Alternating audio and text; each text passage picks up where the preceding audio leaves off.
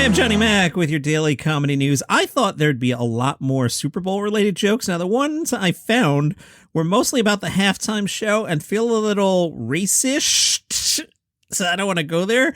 Dick Butkus, though, chimed in. Dick Butkus, remember him? He said 50 Cent looked like he was hit by inflation. Pretty good, Dick Butkus. Jeff Ross, shout out to the Super Bowl for keeping Roman numerals alive. And our friends at All Pro Line said Eminem is performing at the Super Bowl halftime show because of the Rooney Rule. I'm going to start today on Gossip Corner. Now, let me slow down and get the lilt out of my voice and get a little more serious. Originally, I had this in the back end of the podcast because I think at the core here, and I'm not an expert, but it seems Kanye West is struggling with mental health, and I don't want to be light about mental health, and I hope Mr. West is doing well, but Pete Davidson is involved with this, and Michael Che got dragged into this, and the reason I moved it up is the Michael Che stuff is actually pretty funny, but we'll start with the serious part. Kanye West was on Instagram over the weekend, let loose on a bunch of people, including pitting himself against Pete Davidson as two opponents in a Marvel-style civil war. Sunday morning, he deleted nearly everything from his account, leaving only one image, a collage of his kids with Kim Kardashian with the caption, "God, please bring our family back together." So you can see this is serious, and I don't want to goof on it, but you'll see when we get to the Michael Che part. This is why I moved it up. On Saturday night, Kanye posted something looking like the Civil War poster from the Marvel movie. On one side, Kanye, Drake, and a bunch of other people. On the other side, Pete Davidson, Kim Kardashian, Taylor Swift, sure, why not, and a bunch of other people. As a caption, Kanye wrote, "The internet has still not found a decent picture of Skeet, Skete. Some theorize Skeet is Kanye's nickname for the couple of Kim and Pete, with a little vulgarity thrown in the mix." Also, over the weekend, Kim and Pete were seen in Brooklyn at Italian restaurant Lilia for a quiet date night. Page 6 says Pete Davidson was seen opening the car door for Kim before the couple made their way to one of the eatery's private outdoor dining huts. Pete Davidson dressed casually, jeans and a flannel layered with a suede bomber jacket. Onlookers said Kim was seen enjoying a beverage in a wine glass. Don't want to theorize that it was wine or anything, but it was a beverage in a wine glass. The reports are Kim and Pete seemed to be, quote, loved up and were spotted smiling as they gazed into each other's eyes. They also held hands as they left the restaurant later on in the evening. Okay, then. On Sunday, Kanye shared a screenshot of an alleged text from Pete Davidson. According to that text, Pete Davidson would have written, "As a man, I'd never get in the way of your children. That's a promise. How you guys go about raising your kids is your business and not mine. I do hope one day I can meet them and we can all be friends." And now the fun part. Kanye tweeted at Michael Che saying, "I'll double whatever they're paying you, just so you don't have to look at that pawn ever again. Big love." So Che responded. Now, he wrote his response on a line pad similar to Kanye West, which he shared in pictures of a carousel post. First one said, "Sorry, yay, but I would never betray my friends." The next page said, "For anything less than triple salary." The next page, "That's right, $90,000 per year." Then Che added some requirements: full medical, full dental, 4 weeks vacay, corner office, plus a pair of Red October's size 12, and you got to make some beats for my band, the Slap Butts. Che then said they would have to dress identically, and you got to tell me what you're going to wear to work the night before so we can look like twins. You do that for me, and I'll Rambo that whole building. This next story about the Bob Saget autopsy, this came to my attention on Saturday afternoon. I don't want to go into speculation corner here, but my spidey sense is starting to tingle. Let me read it to you from the New York Times. Bob Saget, the comedian actor, died after what appeared to be a significant blow to the head, one that fractured his skull in several places and caused bleeding across both sides of his brain. The findings complicated the picture of Mr. Saget's death that has emerged in recent days. That version, far from a head bump that might have been shrugged off, the autopsy described an unmistakably serious set of injuries that would have, at the very least, have probably left someone confused. Dr. Joshua Stephanie is the chief medical examiner of Orange and Osceola counties in Florida. He said, "It is most probable that the decedent suffered an unwitnessed fall backwards and struck the posterior aspect of his head." The New York Times spoke to brain injury experts who said if Saget struck his head hard enough and just in the wrong place, it's possible that fractures would have extended to other parts of his skull. Dr. Jeffrey Bazarian said, "It's like an egg cracking. You hit it in one spot and it can crack from the back to the front." But experts say that with such an extensive injury, it's unlikely that Saget would have intentionally ignored it. The injury would have left him confused, if not unconscious. Bazarian said, "I doubt he was lucid and doubt he thought, I'm going to sleep this off." Some neurosurgeons said it would be unusual for a typical fall to cause Saget's set of fractures to the back, to the right side, and to the front of his skull. Those doctors said the injuries appeared more reminiscent of one suffered by people who fall from a considerable height or get thrown from their seat in a car crash. The autopsy, though, found no injuries to the other parts of Saget's body, as would be expected from a lengthier fall. Dr. Gavin Britz is the chair of neurosurgery at Houston Methodist. He said, "This is significant trauma. This is something I find with someone with a baseball bat to the head who has fallen from 20 or 30 feet. Britz noted that the autopsy described fractures to the particularly thick part of the skull, as well as to the bones in the roof of the eye socket. He added, "If you fracture your orbit," referring to eye bones, "you have significant pain." I don't know what to say. Just take that in.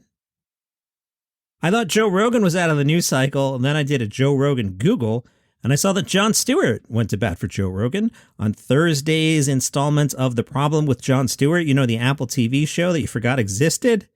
Stewart addressed the situation. He began by acknowledging that he may be guilty of a bias since he knows Rogan and by default would grant more understanding and nuance to people that you know. Stewart said that he himself was very vocal in opposing the Iraq War in 2003. The New York Times, right, was a giant purveyor of misinformation and disinformation. I don't know if the Times was purposeful, but misinformation, and that's as vaunted a media organization as you can find, but there was no accountability for them. And I think where I get nervous is in the run-up to the Iraq War and the prosecution of the Iraq War. I was very vocal about that.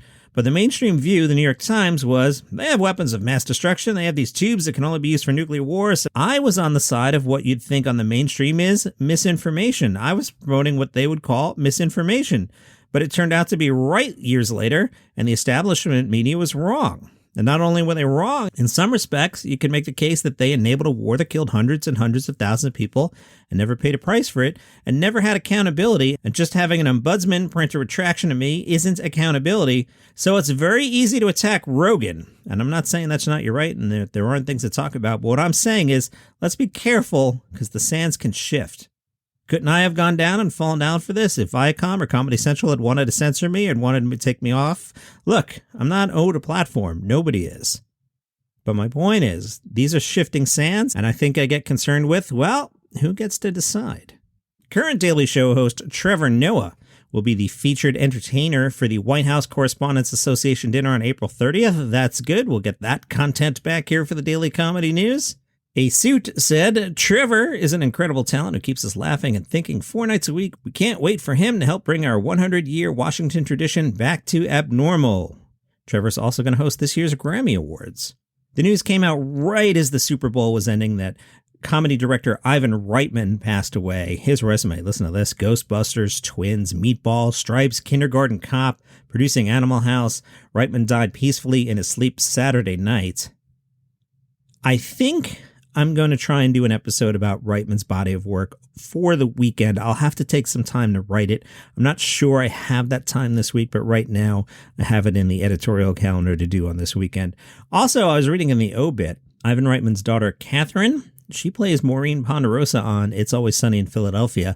I watch that show every night before I go to bed. I watch usually 2 episodes around 10:30 at night. Would have never guessed that Ivan Reitman's daughter was Maureen Ponderosa. Mindy Kaling tweeted, "Ivan Reitman was old school in the best way and kind. I love working with him. Sad he's gone. It makes me feel older, like my childhood movies are more far away than ever. R.I.P. Kumail Nanjiani wrote, a legend. The number of great movies he made is absurd. Rest in peace." Mark Maron had Reitman on his podcast, and he reshared the episode. You'll find that in Maron's feed. Tonight at Union Hall, Vulture's putting on comedy shows again. Your hosts, Marsha Belsky, Jay Jordan, and Zach Zimmerman, pretty good. The performers, Mary Beth Marone, Alex English, Luke Moniz, and Youngmi Mayer. That's at Union Hall in New York City. Kevin Hart announced like a big, massive tour. I feel like I need Kevin to tap the brakes. He's like a little too much out there.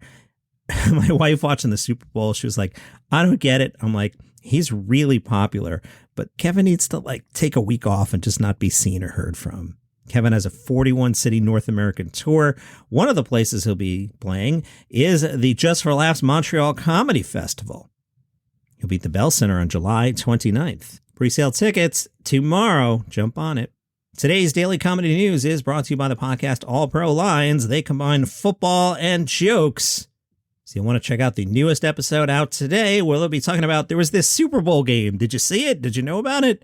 The Rams are the world champions of gridiron. I have a note into the All Pro Lines guys. Hey, what happens now? Are you guys going to do USFL jokes? So I got to find out. But hey, there's a new episode in your feed. All Pro Lines. Aaron Hodges and Kostaki Economopoulos are your hosts. Check it out. Very funny show. I love listening to it every Tuesday. All Pro Lines, wherever you get your shows. Big thanks to Becky. She is supporting the t-shirt thing. I'm trying to sell these National Donuts Chain t-shirts. As you know, I go to the National Donuts Chain every morning. Here's the remnants of this morning's iced coffee right here. By the way, you can buy me an iced coffee at buymeacoffee.com/dailycomedynews. Also on that webpage, you'll find a link. You can buy a National Donuts Chain t-shirt, $20 plus shipping. I get $5 of that. Good way to support the show. Thank you, Becky. Becky bought a t-shirt. So go to buymeacoffee.com/dailycomedynews, or if you just want to get a shirt, tinyurl.com/donuts-chain. Thank you, Becky. Jen Kirkman with an interesting tweet. She tweeted, Gen Z on TikTok accusing me of stealing an Aziz joke. Parentheses, not even if my life depended on it. Even though the video they're watching is from before his joke, tell me more about how this generation is saving the world. Taylor Tomlinson will co-write and star in a new film that's based on her religious upbringing. She also announced a new special last week. I don't know what happened with Bender-gate. Remember I told you Futurama was back and they were going to do a table read on Monday. At time of this recording, just before lunch on Monday, there was no news about Futurama or John DiMaggio. Did some Twitter searches, did some Googling, didn't see anything. So I'll let you know if they used replacement Bender and who it was. Remember I told you Chris Kattan, they thought he was off Big Brother? Well, here's what happened. Chris Kattan was stunned that he was still in the house. He asked everyone to vote him out. They didn't. They voted for Olympics figure skater Mirai Nagasu. Kattan walked back to his room and said to the others, I don't understand what I did wrong. If she really wants it so badly, then she should stay. He was scolded by NSYNC founding member Chris Kirkpatrick, who's 50, by the way, who said, everybody here wants it badly. Obviously you don't. Reality star Shanna Mokler, she's 46 in case you're curious, said, I don't think Chris Kattan fully understands the game. I know his heart is breaking. He sees this sort of innocent young girl, but Mirai was no joke. She was a fierce competitor. She would have taken us all out down the road. Kattan said in a confessional that he didn't get the same note that everybody else did about the voting. Later in the show, Chris Kattan competed in the head of household competition, but went inside the house before the results were announced, saying he didn't feel well. And from New Zealand authorities have deployed Barry Manilow against protesters at Parliament. People were protesting against coronavirus restrictions. It was one of those truck convoys like the one in Canada. So Parliament broke out a sound system to blast out vaccine messages, decades-old Barry Manilow songs, and the 1990s hit Macarena on a repeat loop. That doesn't sound so bad. That doesn't scare me. The protesters responded by playing their own tunes, including Twisted Sister's We're Not Gonna Take It. That is your comedy news for today. By the way, last week, far and away the most listened to week on this podcast, like by a lot. So thank you. If you're relatively new, I'm here 7 days a week. Follow the show on Apple Podcasts, Spotify, Google Podcasts, Overcast, wherever you get your shows. We'll see you here tomorrow.